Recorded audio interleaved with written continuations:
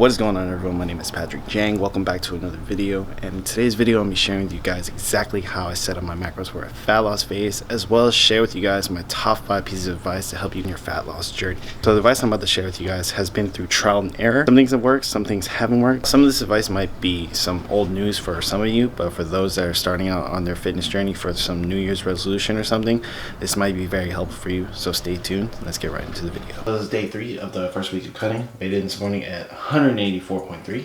And as you can tell, I do have a little bit of fat to lose, but I'm not too worried. I'm going to be able to get all of this in no time. General guidelines for you guys before I even jump into how I set up my macros for a fat loss phase. 1 gram of fat is 9 calories, 1 gram of carbohydrates is 4 calories, 1 gram of protein is 4 calories.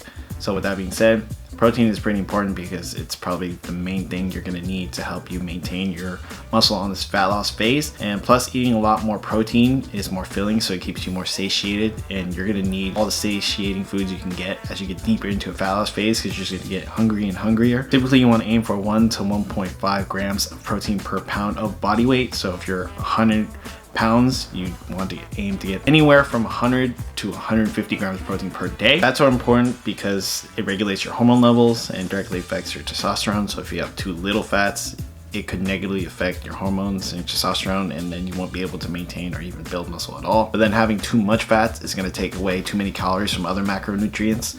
So you kind of just have to play around and find like the sweet spots for it. Typically, what I did in the past was about 25% of my total caloric intake was fats.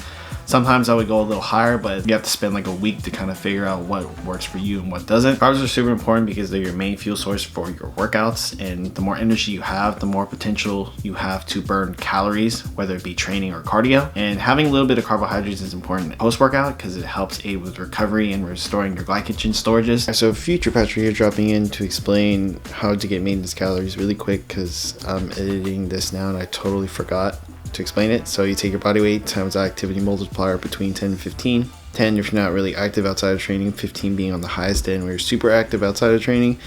The number doesn't really matter too much here because you're just going to adjust later on anyways if it's like too high or too low for your calories.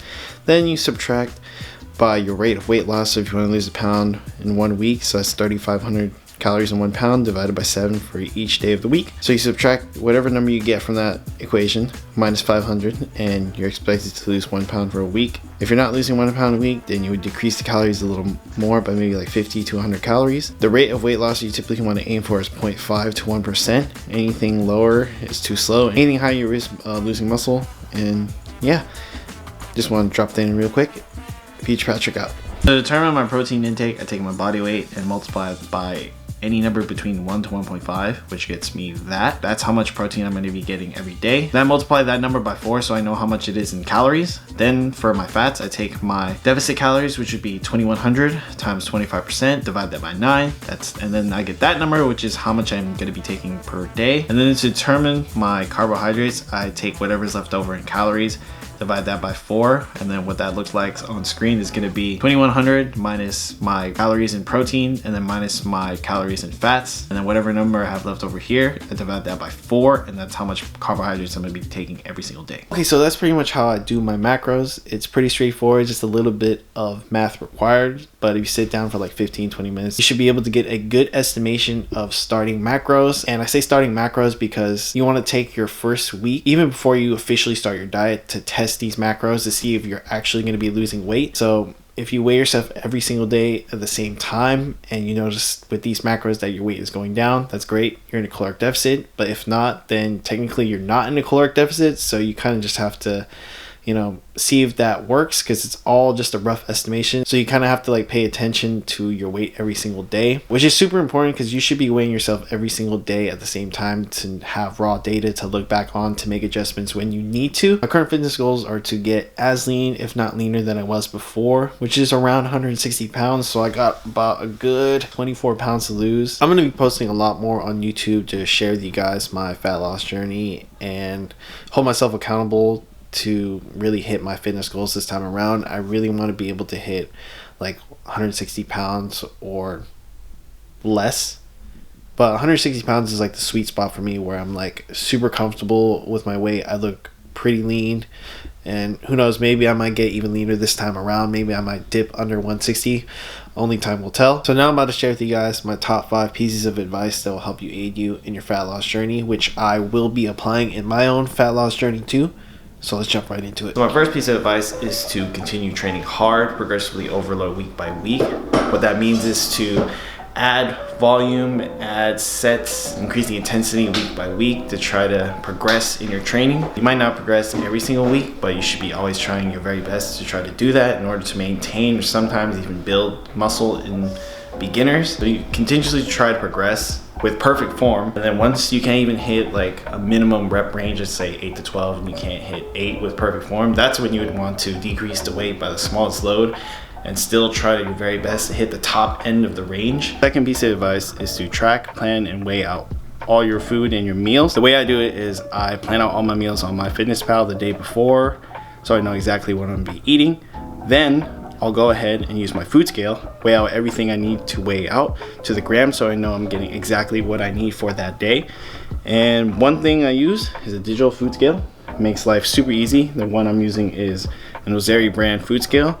You can get this on Amazon for pretty cheap, or for around like $20. So when the time comes when I hit a weight loss plateau and I need to cut back on, let's say, carbohydrates, what I'll do is I'll bust out the digital food scale, weigh out 50 grams of raw white rice less than I normally would.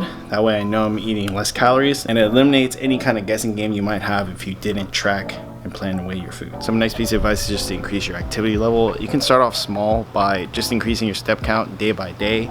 You don't necessarily have to just go straight into like intense cardio like on the Echo bike or anything, but you can start by just walking around whenever you use your phone or doing any miscellaneous tasks. You can sprinkle in like 15 to 30 minute walks throughout the day, and then gradually increase it over time according to your own fitness levels. Over time, you'll become more fit and be accustomed to burning all these calories, which will then keep you fit in the long term.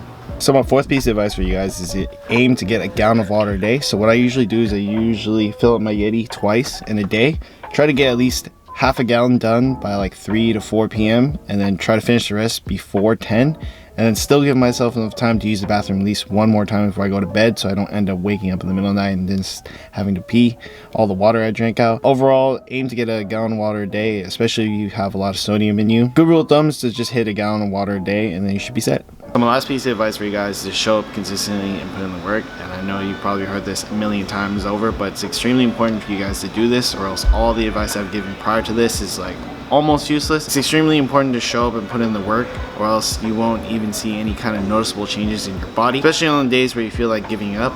But then in the long term, this builds discipline, and then you can apply this discipline in other aspects of your life. So this is going to be the end of the video. Thank you guys so much for watching. If you found any of this advice that I've given to be useful, be sure to smash the like button for the YouTube algorithm. If you have any other questions relating to this topic, leave a comment in the comment section below. I'll be sure to answer it to the best of my ability. With that being said, Happy New Year's. Let's crush our fat loss goals, and I'll see you guys in the next video.